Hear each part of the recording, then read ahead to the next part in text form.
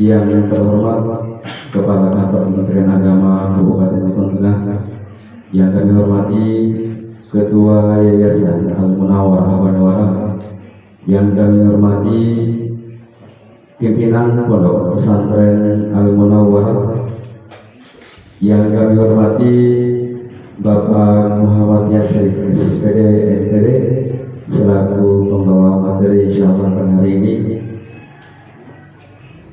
yang kami hormati Dewan Guru dari Madrasah Aliyah, Madrasah Sanawiyah, dan Madrasah Ibtidaiyah Al-Munawwarah, dan yang kami banggakan peserta didik kelas akhir atau marhalah Sanawiyah untuk Pondok Pesantren Al-Munawwarah, yaitu untuk yang periode pertama insyaallah. Alhamdulillahirabbil alamin. Wassalatu wassalamu ala asrofil anbiya'i wa mursalin Sayyidina Muhammadin wa ala alihi wa sahbihi ajmain wa ba'du. Puji syukur kehadirat Allah Subhanahu wa taala atas limpahan nikmat dan rahmat kepada kita pada pagi hari ini. Masih diberi kesehatan, kesempatan sehingga kita bisa bertemu dalam ruangan ini. Salawat serta salam semoga tetap terhaturkan hari Nabi besar Muhammad sallallahu alaihi wasallam yang telah mengantar kita, mengajarkan kita tentang tata cara kehidupan dalam bermasyarakat. Bapak Kepala Kantor Kementerian Agama yang kami hormati, hadirin yang berbahagia, acara workshop implementasi kurikulum merdeka dan peningkatan kompetensi guru dengan platform Merdeka Mengajar, tanggal 20 Januari 2024 segera dimulai dengan awal acara pembukaan. Mari kita buka acara kita pada pagi hari ini dengan bersama-sama membaca Al-Basmalah.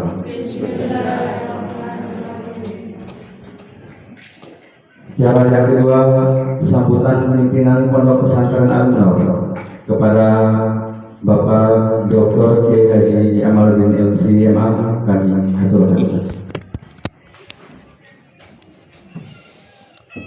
A'udzubillahi minasyaitonirrajim. A'udzubillahiminasyaitonirrajim. Bismillahirrahmanirrahim.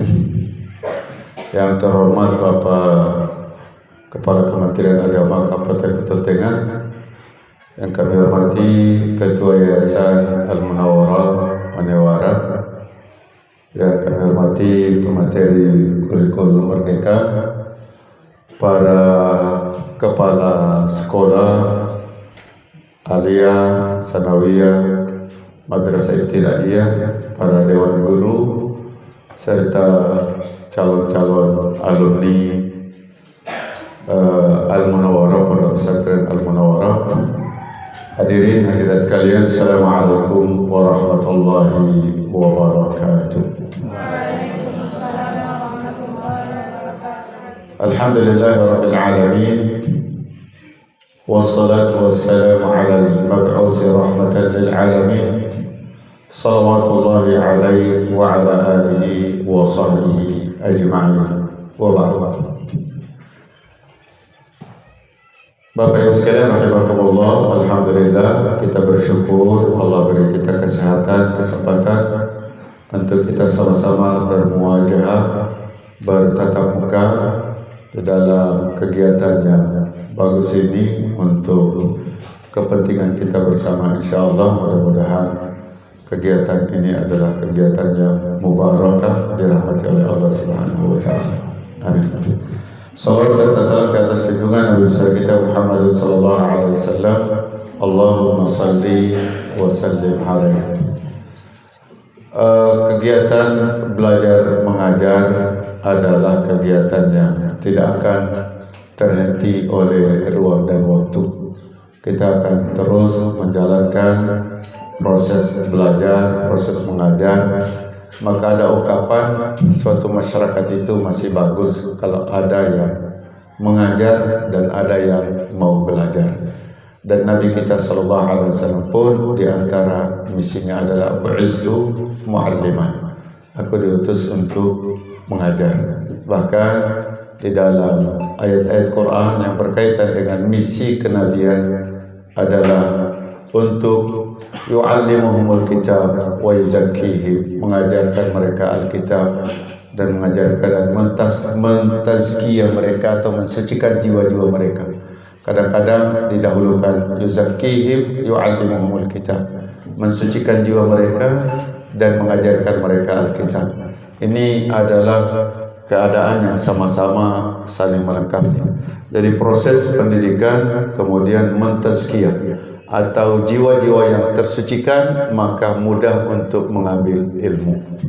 Dan tentunya para pemikir dari seluruh dunia terus berpikir bagaimana agar masyarakat, agar anak-anak usia dini terus mendapatkan Bapak Ibu sekalian yang baik. Alhamdulillah, dan bersyukur Allah, dan tentunya disitulah kemudian untuk kita sama-sama pemikir di setiap negeri bagaimana berusaha untuk menghadirkan pendidikan yang terbaik untuk anak-anak mereka.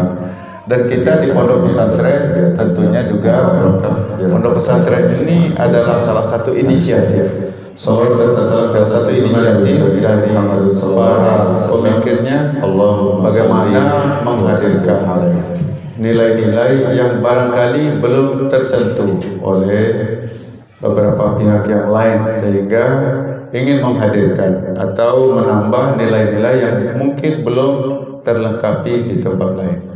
Dan tentunya kita sebagai pondok pesantren yang beraktivitas di dalam negara Kesatuan Republik Indonesia, kita harus selalu update dengan perjalanan bangsa kita, termasuklah dalam hal ini proses pendidikan. Maka kemudian menjadi wajar kalau misalnya di negara kita sekarang ini yang berlaku ini, kemudian kita harus selalu update. Sungguh sangat menyedihkan kalau kemudian kita bergerak di dalam wilayah negara Kesatuan Republik Indonesia, tapi kita asing dengan produk-produk pemerintah kita, termasuklah di dalamnya adalah produk pendidikan. Maka kita akan selalu berjalan seiring dengan pemerintah, apalagi dengan sekarang ini misalnya dengan kurikulum Merdeka. Dan kurikulum itu sendiri kan rencana pendidikan kita bagaimana, kemudian tujuannya bagaimana, kemudian bagaimana cara mencapai rencana itu. Ini semuanya terus negara berpikir, dan untuk sekarang ini adalah kurikulum Merdeka. Jadi kita sangat berterima kasih kepada panitia, khususnya anak-anak kita santri kelas 6 atau kelas 3 aliyah yang akan tahun ini akan menjadi alumni. Bisa kita sampaikan, bisa kita andaikan bahwa mereka ini adalah alumni perdana kita, Pak Kandidat.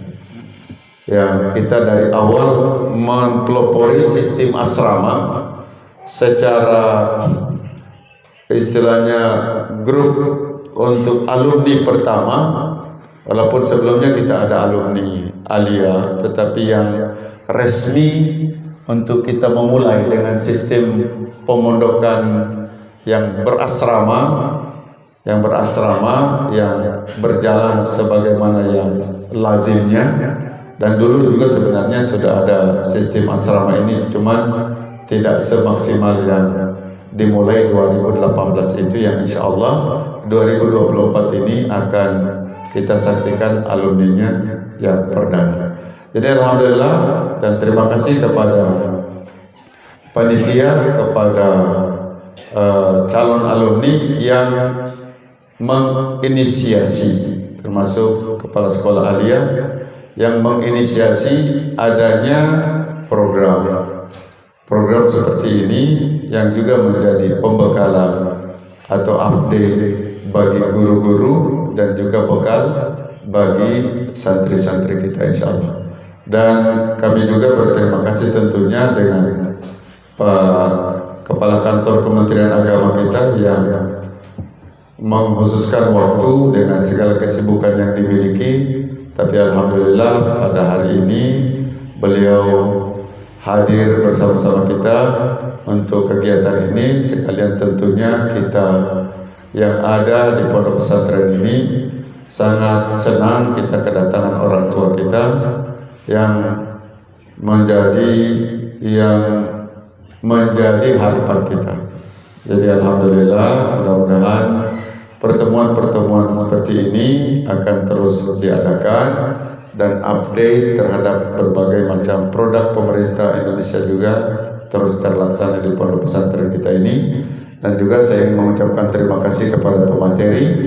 Beliau ini tentunya punya banyak informasi terkait dengan kurikulum Merdeka dan juga produk-produk lain yang berkait dengan kemudahan pendidikan. Dan kami juga tidak salah untuk berharap dengan beliau ini, sekiranya ada hal-hal yang berkaitan dengan informasi yang itu menguntungkan untuk pondok pesantren kita, maka kami dari pondok pesantren sangat mengapresiasi kalau informasi-informasi itu segera juga disalurkan kepada kita.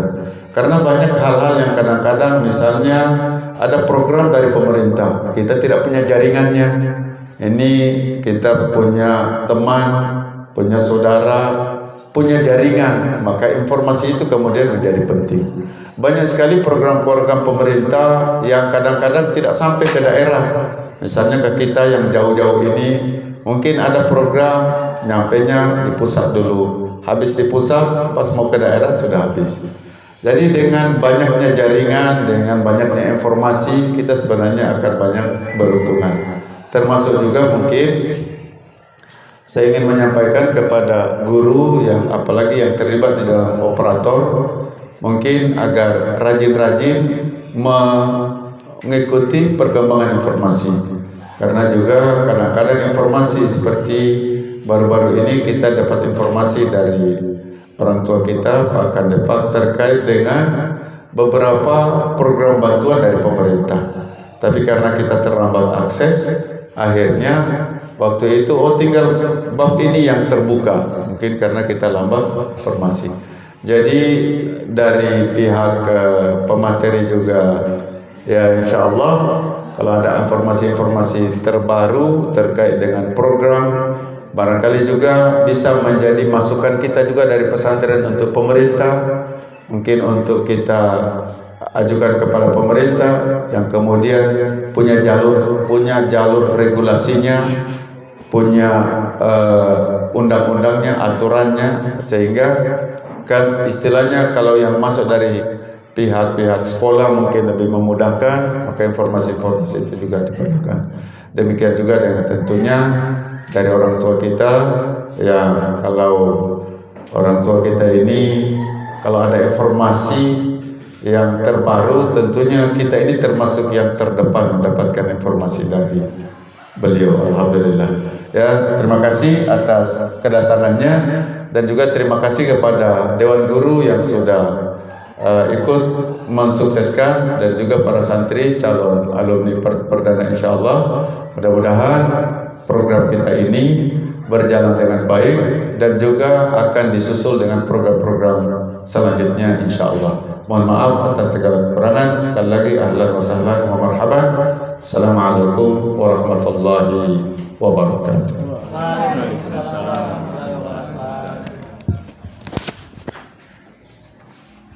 Bapak Kepala Kementerian Agama yang kami hormati, hadirin yang berbahagia, acara selanjutnya sambutan Kepala Kantor Kementerian Agama Kabupaten Jombang Tengah sekaligus materi tentang kebijakan kurikulum kepada beliau kami haturkan dengan hormat.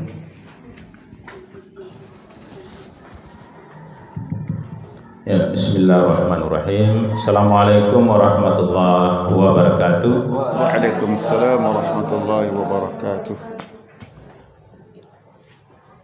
Alhamdulillahirabbil alamin alladzi 'allama bil qalam 'allamal insana ma lam ya'lam. Asyhadu an la ilaha illallah wa asyhadu anna Muhammadan abduhu wa rasuluh. Allahumma shalli wa sallim ala sayyidina Muhammadin wa ala alihi wa ashabihi ajma'in, amma ba'd. Yang sama kita hormati Pak Dr. Kiai Haji Amaluddin LC MA selaku pimpinan Pondok Pesantren Al-Munawwarah, sahabat saya yang dimanapun kapanpun sering ketemu dan sering tukar dan banyak sekali mendapat nasihat-nasihat dari beliau. Ya.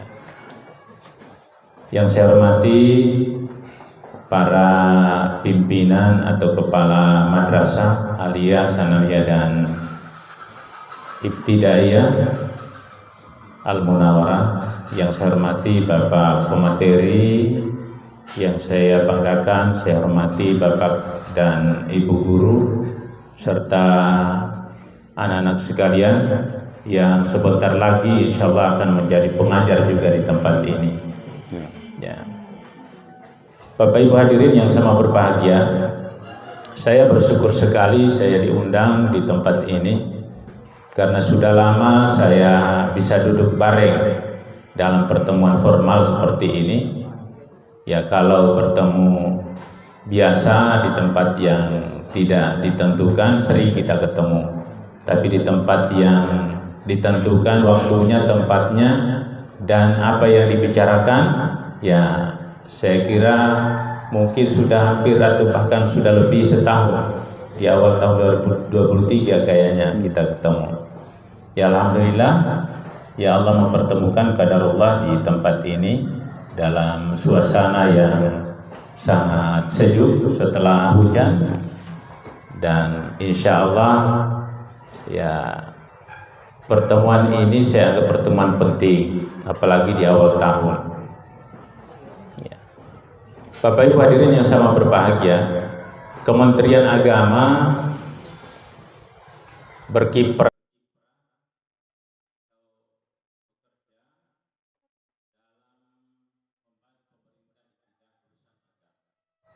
yang di dalamnya juga ada pendidikan madrasah dan pendidikan pesantren. Tetapi namanya pendidikan ini, leading sektornya adalah Kementerian Pendidikan. Apa namanya sekarang? Kementerian Pendidikan dan Kebudayaan atau dan Teknologi, karena hampir setiap tahun berubah-ubah namanya ini. Kalau kita cerdas-cermat materinya sekarang, nanti tahun depan kita tampil ya banyak salahnya ya, karena ada dulu pendidikan nasional, pendidikan kebudayaan, ya hari ini pendidikan dan riset dan kebudayaan dan riset dan teknologi sudah gabung-gabung lagi. Ya inilah Indonesia, alhamdulillah. Bapak Ibu hadirin yang sama berbahagia, kita sangat bersyukur bahwa tahun 2018, tahun 2019 ada Undang-Undang nomor 18 tahun 2019 tentang pondok pesantren. Ya, jadi Undang-Undang pondok pesantren ini terbit untuk memberikan rekognisi, sebuah pengakuan dan afirmasi penguatan, sehingga pondok pesantren yang di dalamnya mengelola pendidikan itu disetarakan dengan pendidikan formal lainnya dalam tanda petik, tapi tidak mengurangi ya nilai-nilai pesantrenan. Ya, jadi ada dua di dalamnya, ada pendidikan pesantren dan ada pendidikan formal, yang insya Allah sebentar akan disampaikan tentang kurikulum pendidikan formalnya. Kalau pendidikan pesantrennya bahasannya tergantung dari pondoknya masing-masing, itu tidak bisa tidak bisa kita intervensi. Ya, tetapi secara formal, karena kita juga ini sudah disetarakan, diakui setara sederajat dengan pendidikan di luar seperti SMA, SMK dan pendidikan lainnya, maka kita wajib mengikuti regulasi yang diterbitkan oleh pemerintah melalui pendidikan nasional tadi, pendidikan nasional kebudayaan dan riset dan teknologi. Ya. Kurikulum terbaru atau regulasi pendidikan terkait dengan kurikulum terbaru ini ada namanya kurikulum merdeka. Ada belajar merdeka, ada mengajar merdeka, atau merdeka mengajar, atau belajar, atau merdeka belajar. Saya juga belum terlalu mendalami ini, Yang jelas dalam benak kita orang merdeka itu bebas, tetapi mungkin bebas yang tentu ada aturan-aturan yang tidak bisa bebas tanpa kendali. Ya. Dalam artian bahwa guru itu sudah diberikan kemudahan, keluasan, kebebasan untuk memberikan ya apa saja yang kira-kira dipikirkan sangat bermanfaat untuk siswa sesuai dengan situasi dan kondisi di mana siswa juga bisa mengikuti. Karena hari ini seperti penentuan kelulusan itu sudah hampir dikatakan ya siswa itu tidak ada lagi yang tidak lulus semuanya.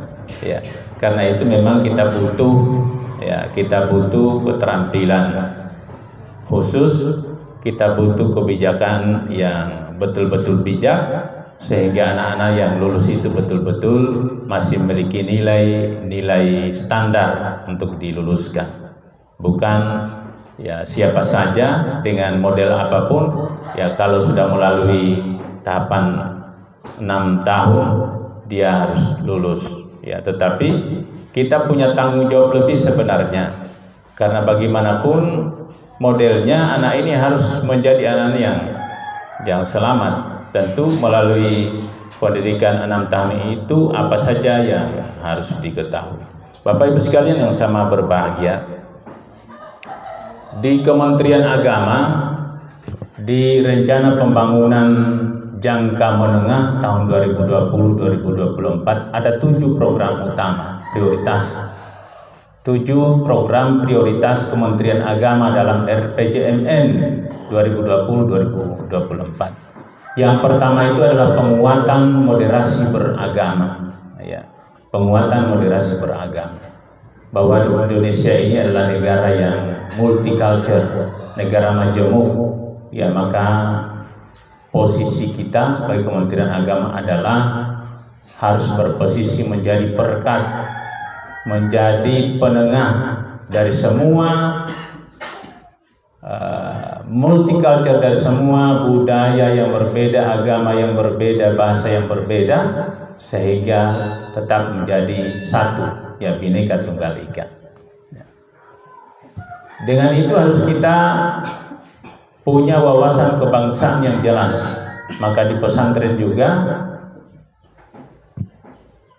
pesantren ini di samping dia mengajarkan tentang bagaimana keimanan, ketakwaan dan akhlak mulia, juga harus berdasarkan pada nilai-nilai kebangsaan, misalnya Pancasila, Undang-Undang Dasar 1945, kemudian NKRI dan Bhinneka Tunggal Ika.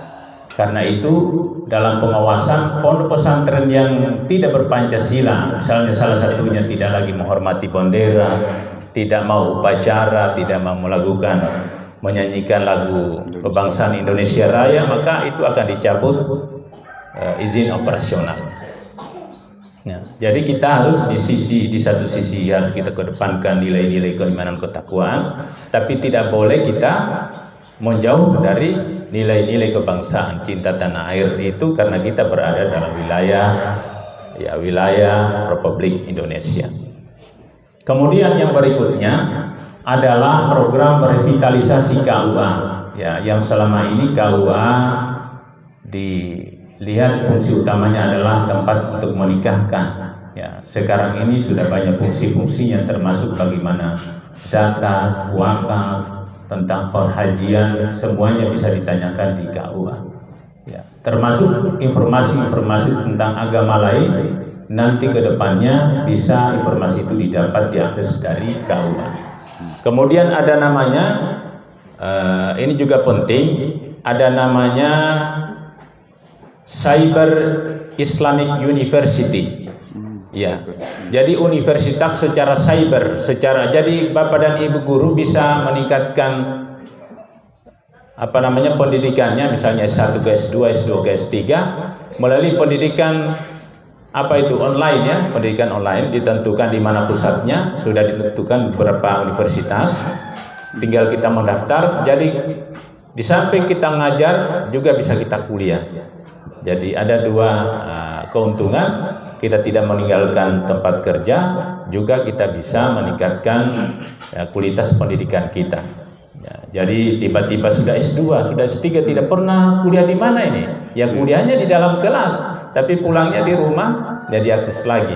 Karena sekarang ini serba dimudahkan dengan perkembangan teknologi, sudah digital.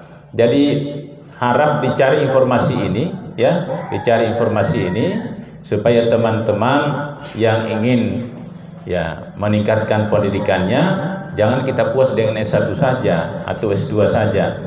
Masih muda-muda sekarang, ya, mumpung ada akses, mumpung ada kesempatan, dan itu saya kira bebas biaya.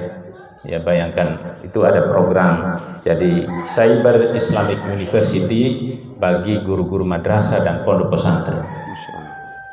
Kemudian ada program yang juga khusus untuk pondok pesantren, yaitu kemandirian pesantren. Jadi satu program utama Kementerian Agama adalah kemandirian pesantren. Jadi pesantren itu diberi penguatan dengan bantuan-bantuan yang bersifat ekonomi, sehingga pada saatnya nanti pesantren itu bisa membiayai kehidupannya sendiri. Jadi bantuan itu bermacam-macam, yang sifatnya produktif, ya, bantuan industri misalnya pengolahan apa, ya, bantuan misalnya tergantung dari bagaimana kira-kira wilayah strategisnya di sini, apa yang bisa dikembangkan. Kalau misalnya kita kembangkan peternakan, ya mungkin dibantu dengan ternak, apakah sapi atau kambing. Kalau pertanian, mungkin tanaman-tanaman yang cocok, ya.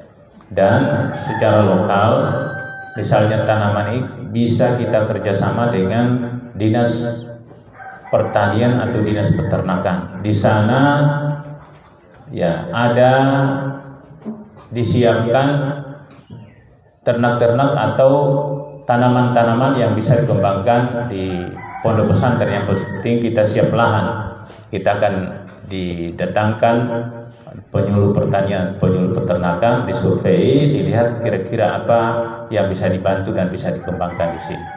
Jadi sekarang pesantren itu punya jaringan yang jauh lebih luas, karena dia sifatnya adalah miliknya masyarakat, atau miliknya yayasan, milik perorangan, bukan milik pemerintah, tetapi diberi akses bantuan dari dinas apa saja, di Kementerian Agama, Kementerian Sosial, semua dinas-dinas bisa memberikan bantuan kepada pondok pesantren. Jadi ini namanya kemandirian pesantren, yang pada akhirnya nanti pondok pesantren itu bisa membiayai dirinya sendiri. Jadi makanan dari santri-santri kita tidak perlu kita beli, karena sudah tersedia di lahan kita, ya. Misalnya buah-buahan, sayur-sayuran, mungkin yang dibeli tinggal beras. Kalau di sini tidak bisa kita bikin sawah ini. Tapi kalau hanya sekedar bikin pepaya atau ubi-ubian, sekarang saya lihat itu orang berkebun di karung-karung, ya. Dia beli tanah di trek, kemudian diisi di polybag atau di karung, kemudian dia tanam ubi di situ, tanam pepaya di situ. Ya, kalau pepaya California itu di bau-bau ada 15.000 sampai 25.000 satu buah. Ya, padahal pepaya itu bisa berbuah berulang-ulang. Jadi banyak yang perlu kita kembangkan dan bisa dinikmati di sini, di pondok pesantren. Kemudian berikutnya, kita juga sekarang ini di zaman digitalisasi, ya, tidak bisa lagi kita batasi anak-anak kita dari alamnya. Jadi kalau mudah-mudahan ini bisa nanti dikoreksi oleh Pak Kiai, Pak Doktor. Kalau saya tidak salah, Ali radhiyallahu anhu pernah berkata, didiklah generasimu sesuai dengan zamannya, jangan didik mereka sesuai dengan zamanmu. Jadi Bapak dan Ibu guru, dulu kita dididik oleh guru kita dengan menggunakan sarana papan tulis. Dulu masih pakai kapur, ya, yang kita. Kemudian spidol. Tapi hari ini semuanya sudah tidak laku, bukan lagi zamannya. Hari ini sudah digital, papannya digital. Sama dengan kita punya HP Android ini digantung di depan, tapi dalam ukuran yang besar. Itulah papan anak-anak kita hari ini. Di satu sisi, memang kita batasi anak-anak kita untuk langsung mengoperasikan HP. Sama sekali kita tidak bolehkan ya, khususnya pondok pesantren. Jangankan HP Android, HP yang patako begini tidak dibolehkan, karena kita batasi komunikasinya dengan orang-orang yang tidak kita inginkan berpengaruh kepada pendidikan mereka. Tapi di sisi lain, digital, informasi-informasi penting ini tidak bisa dibatasi pada mereka, karena sumber informasi hari ini tidak semata-mata lagi dari guru, karena sumber informasi dengan digital ini, dengan adanya digital ini sangat banyak. Karena itu guru hari ini betul-betul fungsinya sudah berubah, beralih dari teacher menjadi fasilitator, dari pengajar menjadi yang memberi fasilitas saja. Nah, karena guru dimanapun bisa dia mengajar dalam skala yang masif, skala yang besar. Bahkan guru sekarang bisa memilih pengajarnya. Kita hanya mencari misalnya kita carikan pendidik pengajar yang betul-betul mumpuni di bidangnya.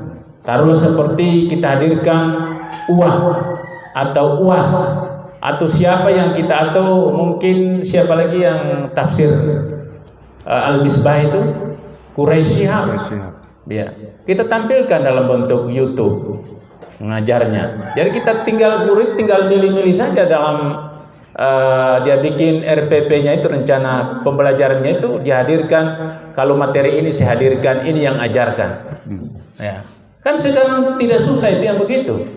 Ya, kita pakai TV yang smart saja, kita colok dengan apalagi namanya itu,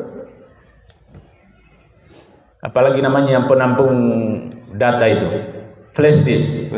Ya, tinggal kita pilih saja, tinggal kita yang tentukan. Kalau pindah lagi di praktek wudhu, pilihkan lagi yang ini, yang keluar dengan hadis-hadisnya, wudhunya Rasulullah SAW. Ya. Jadi sekarang kita ini sudah harus mencarikan itu sebagai fasilitator. Tidak boleh lagi kita hanya kungkung anak-anak kita hanya dari kita saja informasinya. Ya, itu kita sudah melakukan kejahatan atau malpraktek bahkan itu di bidang pendidikan. Karena sama dengan kita keluarkan ikan dari lautnya. Ya, sama dengan itu. Kalau kita keluarkan ikan dari lautnya, ya pasti akan mati.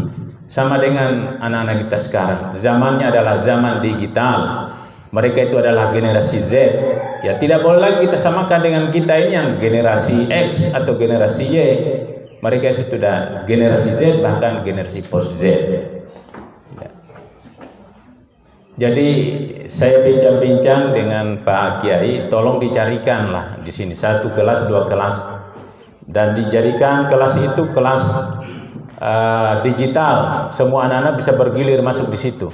Ya, jangan hanya khususkan pada 1 kelas, sehingga semua anak-anak bisa mengakses, bisa mengalami pembelajaran dengan sarana digital yang bisa terkoneksi dengan internet, bisa menghadirkan seperti yang saya katakan tadi, dan pasti pembelajaran kita sangat berkualitas. Ya. Apalagi sekarang ada namanya ya IA ya, intelijensia artifisial itu. Ya, jadi kecerdasan buatan. Ya, jadi kita guru-guru sangat terbantu, tidak perlu lagi kita menghafal definisi ini tinggal kita cari saja itu alat-alat itu. Kalau dulu itu sangat sederhana, alat hitung kita namanya kalkulator, ya. Tidak perlu lagi kita hafal kali-kali 1 sampai kali-kali 10, yang penting bisa tindih 1 kali 2 kali 10 bisa dia hasilkan. Bisa dia muncul hasilnya yang tepat, cepat. Kita membutuhkan gerakan cepat dan tepat sekarang ini. Kita harus bisa melangkah, bukan hanya melangkah tapi lari, bahkan terbang. Karena kalau kita dengan cara mengajar seperti yang kemarin-kemarin, kita pasti ketinggalan. Ya, kita pasti ketinggalan. Jadi saya harap begitu. Begitu pula guru matematika menghadirkan Ya, guru-guru yang mumpuni, kita cari koleksinya guru-guru di sekolah-sekolah yang favorit. Bahkan di Jakarta pasti ada YouTube-nya mereka itu, karena butuh follower ya. Hari ini butuh follower. Pasti ada itu. Ya, YouTube mengajar tentang tema apa pasti ada. Ya. Jadi sangat mudah sekarang ini untuk mendapatkan informasi, sumber-sumber informasi seperti itu, dan pasti anak-anak kita sangat asik karena kita hadirkan, kita bawa mereka ke dunianya, ke alamnya. Ya. Karena kalau mengajar di papan sudah mempesankan, kalau guru kelamaan membelakang, balik belakang, tidak ada lagi orang di belakangnya, karena sudah keluar satu-satu. Ya, alhamdulillah hari ini gedung kita sudah beton, tapi kalau masih dinding kayak sekolah saya dulu itu dinding apa jalannya, guru mengajar kelamaan membelakangi siswa, balik belakang, jalannya itu sudah jadi pintu semua karena sudah dibongkar satu persatu. Pintu darurat. Ya, pintu darurat. Lari karena siswa bosan dengan cara guru seperti itu. Apalagi istilah dulu CBSA, catat buku sampai habis. Tidak lagi yang begituan, ya. Jangan kita mau lakukan hal yang sama apa yang dilakukan oleh guru-guru kita dulu. Itu seperti itu zamannya. Ya. Seperti zaman dulu itu masih zaman bekas-bekas penjajahan ala militer, guru itu bukan hanya pegang kapur, tangan kanannya pegang kapur, tangan kirinya pegang tongkat. Untuk apa itu tongkat? Salah sedikit siswanya dipukul. Ya. Jadi tidak boleh lagi ada yang seperti itu. Kita harus hadirkan kelas-kelas yang kondusif, kelas-kelas yang menyenangkan, kelas-kelas yang bagaimana anak itu bisa betah di dalamnya. Bahkan kita akan dicari. Kalau kita tidak hadir, ditanyakan oleh siswa kita di telepon, Pak, mari kita rindu dengan Bapak. Nah, kita harus bagaimana kita menjadi guru yang seperti itu, ya, fasilitator, motivator kita. Jadi bukan hanya lagi menyiapkan pelajaran untuk kita berdiri, kita membaca dan sebagainya. Kita sudah harus kurangi pola-pola atau cara-cara mengajar seperti itu.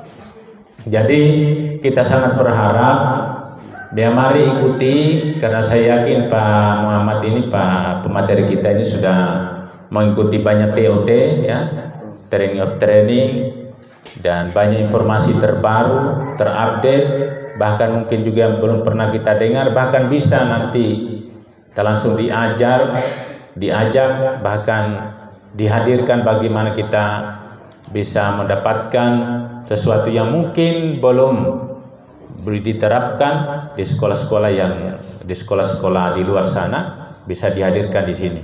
Tetapi tentu dukungan dana itu penting. Ya, saya bisik juga tadi Pak pimpinan ini, karena beliau juga sebagai ketua Basnas, saya bilang bisa juga dibantu dari Basnas itu untuk menghadirkan itu, supaya ini juga menjadi dicontoh oleh madrasah-madrasah nanti yang lain, Pak. Kan keren kalau pondok pesantren punya yang pertama, nanti yang lain datang untuk belajar di sini, untuk mengaji di sini terkait dengan di kita. Jadi supaya pondok pesantren punya nilai tambah, dan ternyata juga bisa menjadi tempat untuk untuk studi tiru, ya, melalui Pak Muhammad ini, ya, karena dia punya akses jaringan dengan alat-alat itu, bahkan bisa dia kembangkan. Dan insya Allah pondok pesantren kita akan menjadi pondok pesantren bukan hanya di kota, bukan hanya di Buton Tengah, bahkan di Jazirah, Pulau Buton, Muna, bisa menjadi tempat untuk orang-orang datang belajar nanti di sini. Amin. Kita berharap demikian. Hari ini bantuan-bantuan begitu tidak lagi terlalu panjang jalurnya. Tidak seperti dulu harus bikin proposal bawa di Kementerian Agama, di kantor kabupaten, kemudian kantor kabupaten bawa di wilayah. Sekarang ini sudah ada linknya, ya, sudah ada aplikasinya, ada Simba Pondok Pesantren. Tolong nanti dicari itu oleh operasional, ya, oleh operator, ya.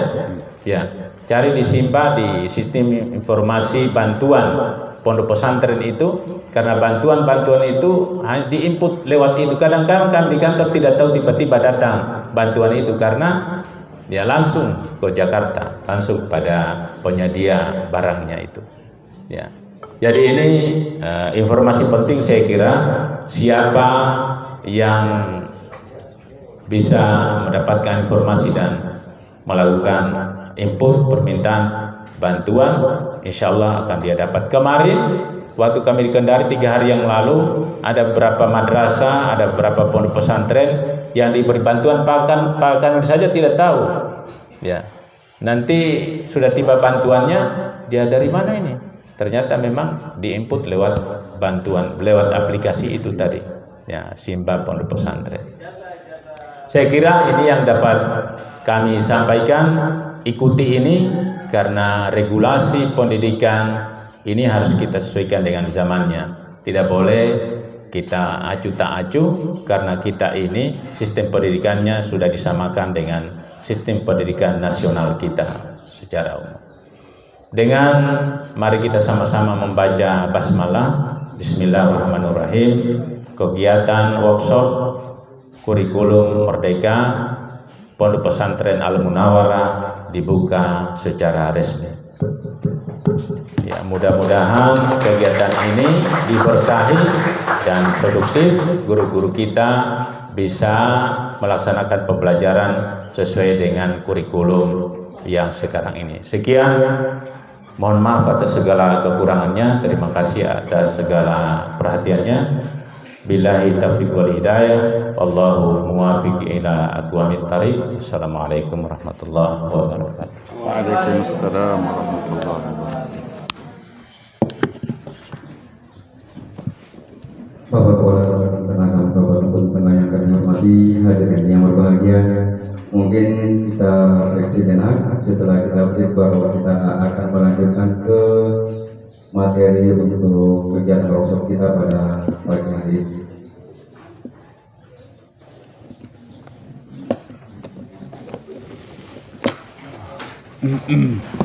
Ada saya lupa tadi ya, di samping